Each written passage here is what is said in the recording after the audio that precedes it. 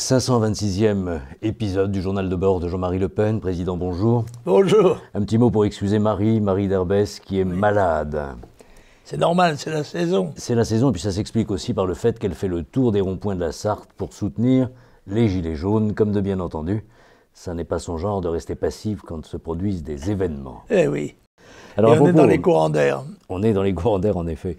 La semaine dernière, rassemblement interdit en principe sur les Champs-Élysées, et puis des épisodes de violence de la part de la police, des explications dont on parlera peut-être tout à l'heure de la part de l'exécutif, des autorités. Mais je voudrais vous montrer quelques images qui ont été prises samedi dernier sur les Champs-Élysées.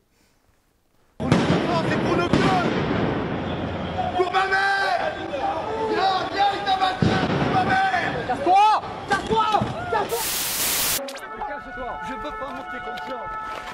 Mais monsieur, je peux pas. Bravo madame, bravo madame. Pourquoi vous faites ça? Il y a une attaquée.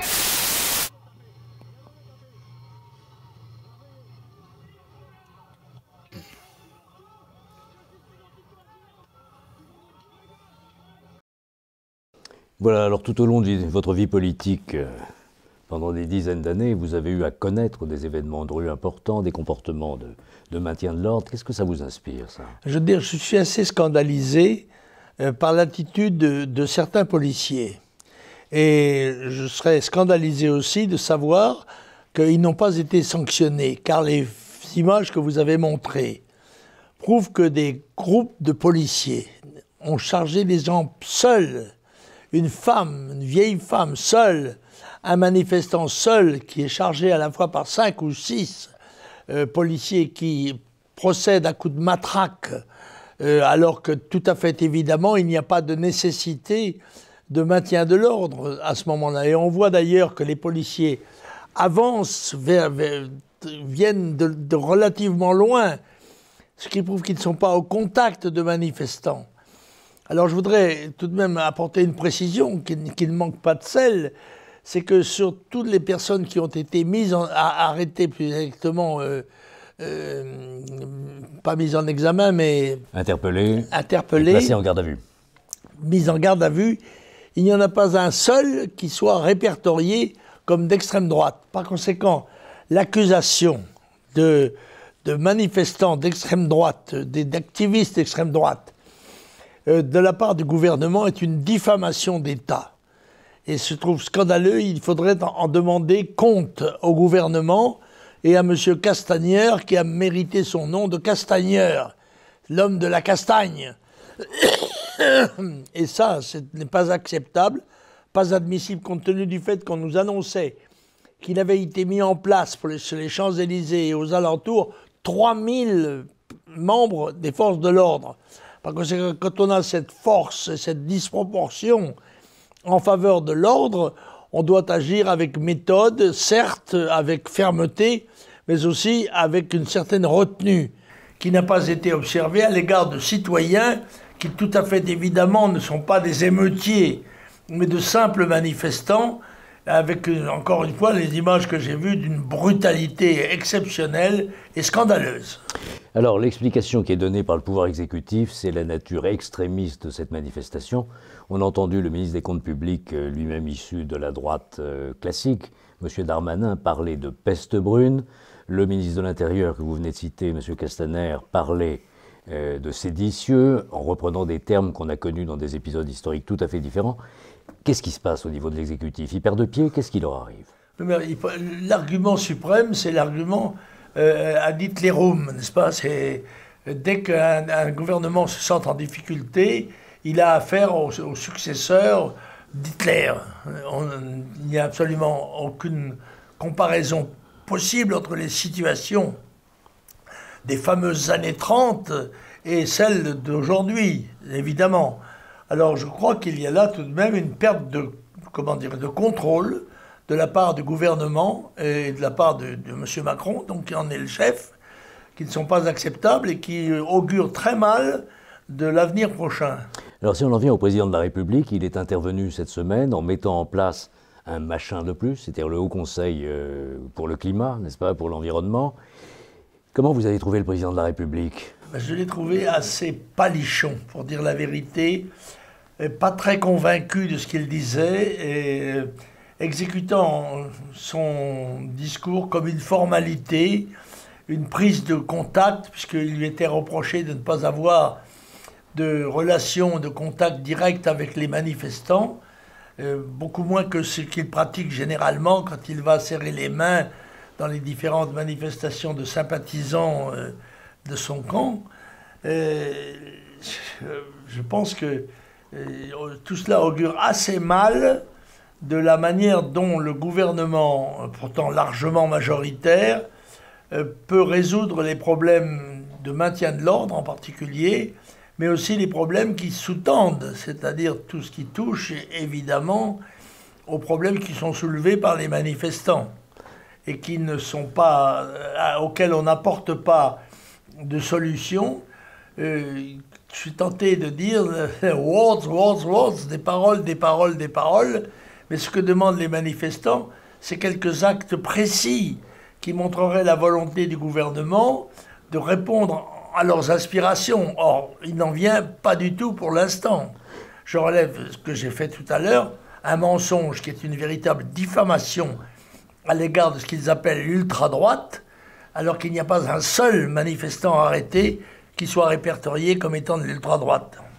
Il y a eu une autre expression qui est revenue, ce sont les classes laborieuses dans la bouche du président de la République. Ça doit vous rappeler les souvenirs des années 50 et des batailles contre le Parti communiste qui utilisait dans ces années-là cette expression, les Absolument, classes laborieuses. Il a, au lieu des classes populaires, il a parlé de classes laborieuses, ce qui est en effet un vocabulaire de 1936. À force de parler des années 30, il en emploie le langage. Absolument. C'est contaminant. Mais c'est peut-être pas sans arrière-pensée. Alors, qu'est-ce qui va se passer maintenant d'après vous? Où va ce mouvement? Est-ce qu'il va durer d'abord? Est-ce qu'il va irriguer la société? On se souvient que quand vous avez fondé le Front National, il était question de droite nationale, populaire et sociale. Est-ce que vous diriez que ce mouvement est national, populaire et social, d'une certaine manière? Je trouve assez bien, oui, c'est vrai. Et il y a certaines grandes circonstances comme celle-là où je vois les électeurs du Front National, c'est les obsèques de Johnny Hallyday, par exemple, les manifestations des Gilets jaunes, qui sont des Gaulois, des Français, généralement d'ailleurs plutôt assez âgés, assez peu de jeunes, somme toute. Et c'est la France qui travaille, la France qui souffre, et celle-là ne semble pas avoir été intégrée dans l'esprit des gens qui nous gouvernent. Alors, autre caractéristique du mouvement que montrent les enquêtes, c'est le côté paritaire. Autrement dit, beaucoup de femmes sont engagées dans ce mouvement. M. Macron, qui réclame la parité, il l'obtient dans la rue apparemment, puisqu'il y a beaucoup de femmes qui participent à ces manifestations. C'est vrai, parce qu'il y a de plus en plus de femmes qui travaillent et qui sont les mieux à même de comparer leurs gains avec leurs dépenses et de s'apercevoir que les dépenses nécessaires à la marche du foyer exigent de plus en plus de moyens et qu'elles ont de moins en moins de ressources. Voilà le problème. Et cette prise de conscience, en effet, amène dans la rue, en gilet jaune, beaucoup plus de femmes que l'on en voit d'habitude dans ce genre de manifestations d'opposition. Alors, parmi les projets et les questions qui vont se poser à l'exécutif français, il y a la signature prochaine, éventuelle, d'un accord venu de l'ONU qui s'appelle le Pacte mondial sur les migrations et qui entendrait forcer les États membres de l'ONU à plus de souplesse ou de compréhension à l'égard des mouvements migratoires. La question se posera en France le 10 et le 11 décembre prochain, signer ou ne pas signer. Bon, qu'est-ce que vous en dites de ça? C'est évidemment tout à fait impossible que l'on signe ce document, puisque la France se trouve déjà en état, il faut bien le dire, de trop-plein en matière d'immigration.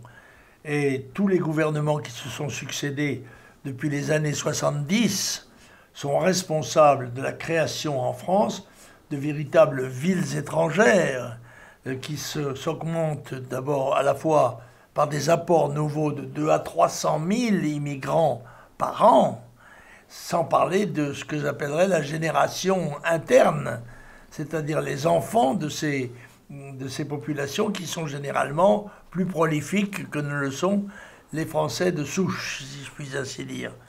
Et il est évident que si on se trouvait devoir signer ce genre de document, il faudrait plutôt quitter l'ONU que de le signer. Il n'est pas question de se prêter de quelque manière que ce soit aux manœuvres migrationnistes qui sont celles qui sont comment dirais-je, dans les arrière-documents, dans les arrière-cours de ce mondialisme, comment dirais-je, conquérant, on peut le dire, devant lequel nous reculons sans cesse, et en laissant s'établir chez nous un déséquilibre démographique qui est à échéance l'annonce de la perte de notre identité et de notre liberté, de notre existence. Alors c'est un sentiment qui se répand en Europe, puisque plusieurs pays européens ont déjà fait connaître leur refus absolu de signer le texte. C'est le cas de l'Autriche, c'est le cas de la Hongrie, c'est le cas, je crois, de la Tchéquie, la Pologne branche de ce côté-là aussi. Bref, sur un texte comme ça concernant les migrations, l'Union européenne est en train d'éclater. Oui, bien sûr, il n'est pas question. Moi, je considère que c'est un cas de rupture.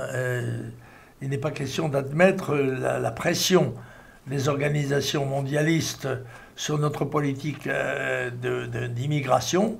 Et moi, je serais partisan d'arrêter toute immigration et à la réduire à quelques exceptions, comme celle de Bibi, par exemple, n'est-ce pas?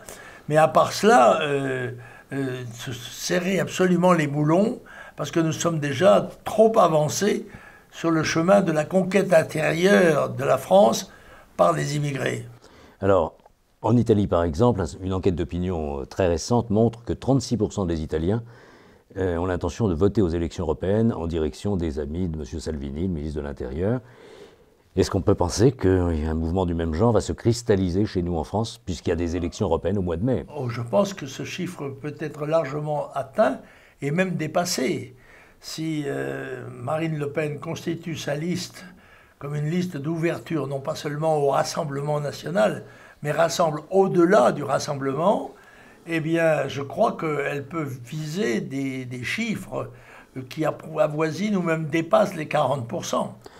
Et parce qu'on voit bien que le soutien populaire du mouvement des Gilets jaunes, c'est 70%, 75%. Les Français. Par conséquent, cette potentialité se traduira aux élections, avec peut-être quelques réductions, mais c'est de l'ordre de 50%. Je pense que c'est possible de l'atteindre si la liste est constituée de telle sorte qu'elle apparaît comme visiblement l'expression de la volonté des Français.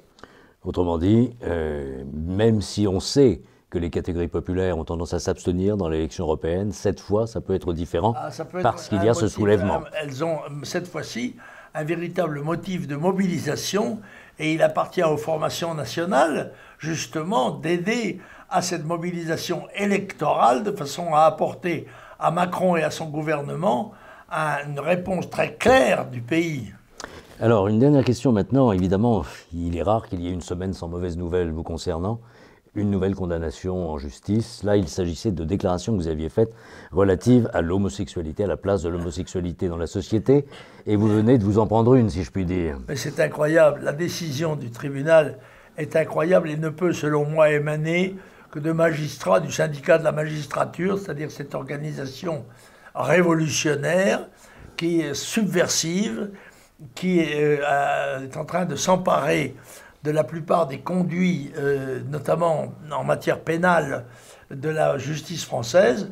Et le fait d'être condamné à payer au mari posthume d'un policier qui a été tué une somme de 5 000 € que je lui devrais parce que j'avais trouvé que son discours était un peu excessif. Ce qui est tout à fait extravagant et doit ouvrir les yeux de nos concitoyens sur un phénomène de mutation des institutions et de leur fonctionnement qui doit les mobiliser au plus tôt. Au cœur de tout cela, la liberté d'expression et d'opinion en France. C'est incroyable, mais c'est incroyable.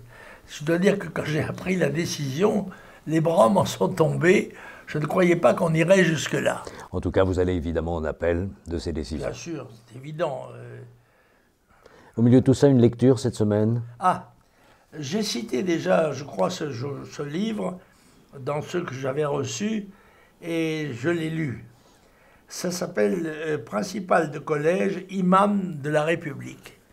Et c'est un témoignage extraordinaire d'un membre éminent, parce que le principal de collège de l'éducation nationale, et qui révèle le travail éreintant qui est imposé à nos instituteurs et nos professeurs, à nos directeurs d'école, à nos principaux de collège et à nos proviseurs de lycée, qui ont la charge d'enseigner dans des lycées qui sont soit inclus, soit à proximité des véritables villes étrangères qui se sont constituées autour de nos grandes villes en particulier.